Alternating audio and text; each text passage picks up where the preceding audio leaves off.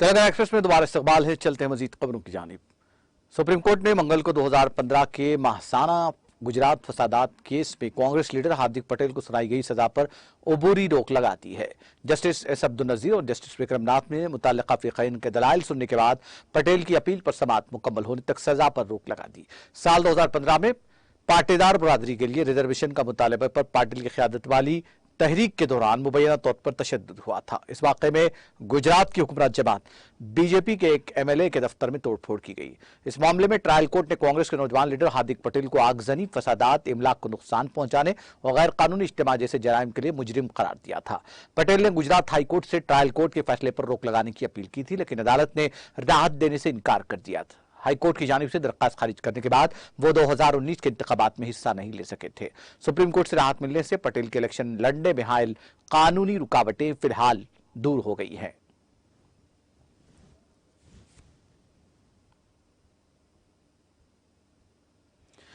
Japan के सफीर Satoshi Suzuki ने मंगल को यहां Mumbai Ahmedabad high speed rail project की तामीर में पेशरफ्त का जायजा लिया और काम की रफ्तार पर खुशी का इजहार करते हुए कहा कि हिंदुस्तान जापान ताल्लुकात को नई बुलंदियों पर ले जाएंगे। सुजुकी ने सूरत हाई स्पीड स्टेशन की तामीराती साइट, सेगमेंट और ग्रेडर की तामीर की जगह का दौरा किया, जो इस प्रोजेक्ट के तहत सबसे पहले तामीर किया गया है। इस मौके पर उनके साथ national high speed rail corporation के मैनेजिंग डायरेक्टर सतीश अग्निहोत्री और दोनों ममालिक के सीनियर अफसरान मौजूद थे।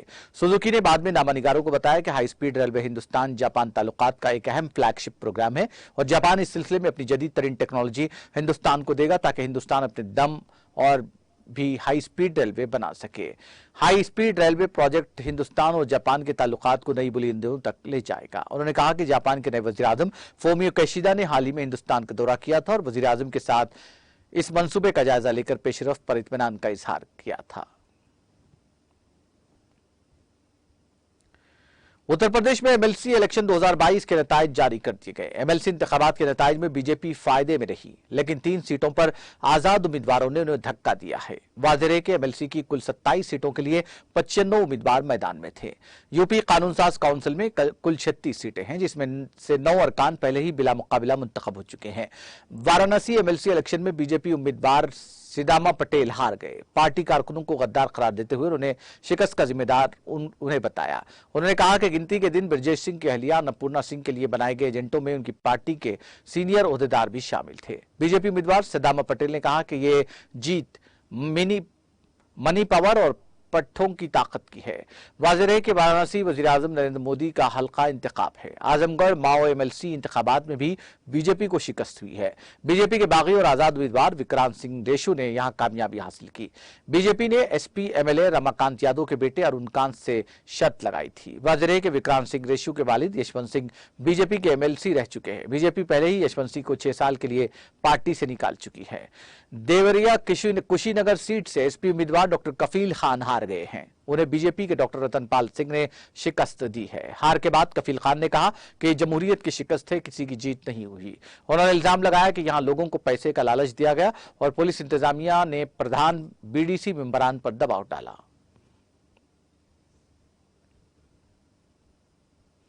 दिल्ली और कौमी दारुल-हुकूमत खिते में मंगल को भी शदीद गर्मी और लू का कहर जारी रहा और ज्यादा से ज्यादा दर्ज हरारत 42 डिग्री सेल्सियस के आसपास रहने का अंदाजा है। महकमा मौसमियात ने बताया कि आज सुबह कम से कम दर्ज हरारत मामूल से 2 डिग्री ज्यादा 22.5 डिग्री सेल्सियस दर्ज किया गया। पीर को ज्यादा से ज्यादा दर्ज हरारत 42.6 डिग्री सेल्सियस रिकॉर्ड किया गया था, जो गुज़िश्ता 5 साल में अप्रैल में दर्ज किया गया। सबसे ज्यादा दर्ज हरारत मुल्क में 29 अप्रैल 1941 को महीने का अब तक का सबसे ज्यादा दर्ज हरारत 45.6 डिग्री सेल्सियस दर्ज किया गया था। महकमा मौसमियात ने हफ्ते के दौरान ज्यादा से ज्यादा दर्ज हरारत में थोड़ी कमी की उम्मीद जाहिर की थी, क्योंकि इसके साइंसदान आर के जेनावेनी ने पेशन गोई की थी कि दिल्ली के कुछ हिस्सों में जिजवी तौर पर बादल छाए रहने की वजह से मंगल को पारा गिरकर तकरीबन 40 डिग्री पर आने के आसार हैं। इससे गर्मी का असर कुछ हद तक कम हो जाएगा। वादी कश्मीर में सड़क हादसा की तरह आग की वारदातों का रोनुमा होना भी एक मामूल सा बन गया है। वादी के किसी न किसी इलाके में आग लगने से लाखों रुपयों के इमलाक के खाकस्तर होने की लगभग रोजाना की वारदातें लोगों के लिए बाइस तशवीश और फिक्रमंदी बन गई हैं। बताया जाता है कि जनूबी कश्मीर के जिला अनंतनाग के शेरबाग इलाके में पीर और मंगल की दरमियानी शब आग की एक वारदात में कम से कम 3 कॉम्प्लेक्स और एक पंडित आश्रम को नुकसान पहुंचा। उन्होंने कहा कि अनंतनाग के शेरबाग इलाके में पीर और मंगल की दरमियानी शब करीब 1:45 बजे एक इमारत से आग नमदार हुई, जिसके शोलों ने मुतसिल वाक़ दीगर इमारतों को भी अपनी लपेट में ले लिया। उनका कहना था कि अगरचे फायर टेंडर्स इत्तला मौसूल होते ही जाए मौके पर पहुंच गए, लेकिन तब तक आग ने एक वसी इलाके को अपनी लपेट में ले लिया था। पुलिस ने जनूबी कश्मीर के जिले अनंतनाग के डोरो इलाके में एक नाके के दौरान एक कार जिसका ड्राइवर पुलिस को देखते ही फरार हो गया से असला और गोला बारूद बरामद किया है। पुलिस तर्जुमान ने बताया कि अनंतनाग पुलिस ने गुज़िश्ता शाम महमूदाबाद डोरो इलाके में नाका लगा दिया था और इस दौरान मुखालिफ सिमत से आ रही एक गाड़ी पुलिस को देखते ही रुक गई। उन्होंने कहा कि इस मशतबा नकल हमले को देखकर पुलिस ने हवा में गोलियों के कुछ राउंड चलाए। उनका कहना था कि ताम गाड़ी का ड्राइवर अंधेरे का फायदा उठाते हुए जाए वाक़े से फरार हो गया। नामालूम शख्स की तरफ से छोड़ी गई इस गाड़ी की तलाशी के दौरान सुर्ख रंग का एक बैग पाया गया। उन्होंने कहा कि इस बैग से असला और गोला बारूद बरामद किया गया। बरामदशुदा असला में एक AK-56 short barrel, 2 AK magazine, 2 पिस्तौल, 3 पिस्तौल magazine, 6 hand grenade, AK-47 rifle की 44 गोलियां, 9 mm बारूद के 58 राउंड शामिल हैं।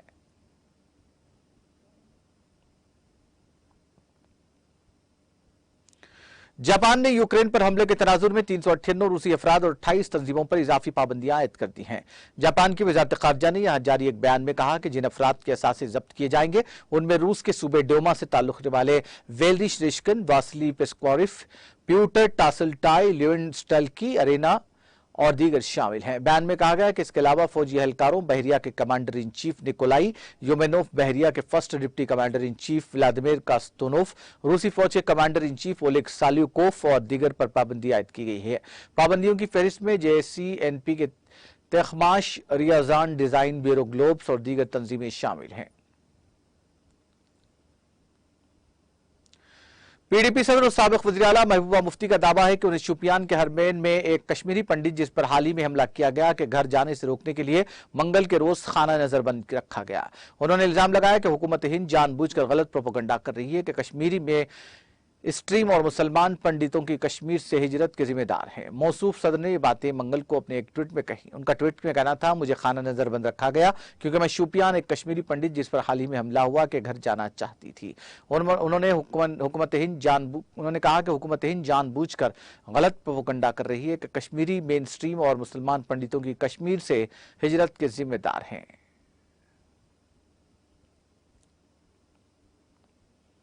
फिलिपाइन में समुद्री तूफान अगाटोन की वजह से होने वाली लैंडस्लाइड में कम से कम 14 अफराद मारे गए। CNN फिलिपाइन ने मुकामी हुक्काम के हवाले से बताया कि मुल्क के मुख्तलिफ हिस्सों से तूफान में हलाक होने वाले अफराद की नाशें निकाली गई हैं।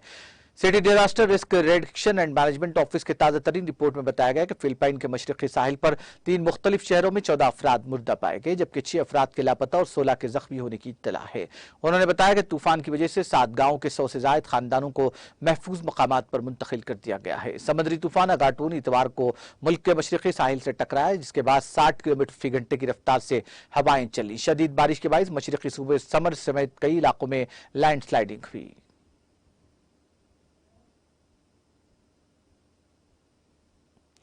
नाइजीरिया में प्लाटू सूबे के 12 से ज्यादा में बंदूक बरदारों ने हमला करके कम से कम 70 अफराद को हलाक और मुतादिद का अगवा कर लिया है। रिपोर्ट के मुताबिक इतवार को होने वाले इस हमले में हलाक होने वालों की तादाद 70 से 90 तक हो सकती है।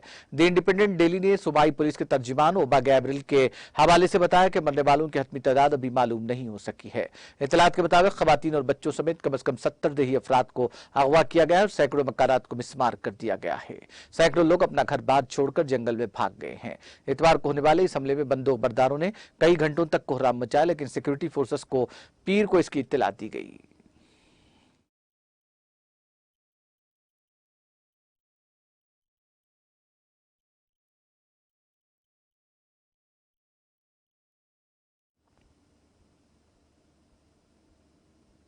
और अब आखिर में सुर्खियां एक बार फिर। वज़ीर आला KCR के एहतजाज की अखिलेश यादव ने की हिमायत। बीजेपी की मुखालिफ किसान पॉलिसी के खिलाफ हम ख्याल ताकतों के इत्तेहाद की जरूरत पर दिया जोर। तिजारत के फरोग के लिए थाईलैंड और तेलंगाना के दरमियान याददाश्त मुफाहमत। तेलंगाना के प्रिंसिपल सेक्रेटरी और थाईलैंड की वजारत कॉमर्स के मुस्तकिल सेक्रेटरी ने किए दस्तखत।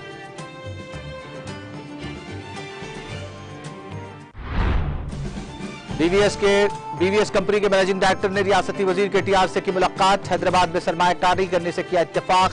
केटीआर ने मैनेजिंग डायरेक्टर से किया इजहार तशक्कुर। तेलंगाना में गर्मी की शदीद लहर का सिलसिला जारी। जिले आदिलाबाद में दर्जे हरारत 41.3 डिग्री सेल्सियस किया गया दर्ज। सुप्रीम कोर्ट ने हार्दिक पटेल को दी राहत। फसाद केस में सजा पर लगाई रोक।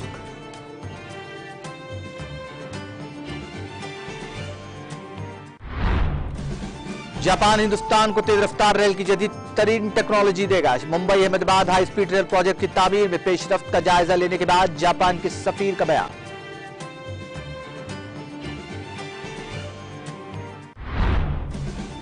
और जापान ने रूस के 398 अफराद और 28 तंजीमों पर लगाई पाबंदियां। यूक्रेन पर हमले के तनाजुर में जापान हुकूमत का इक़दाम।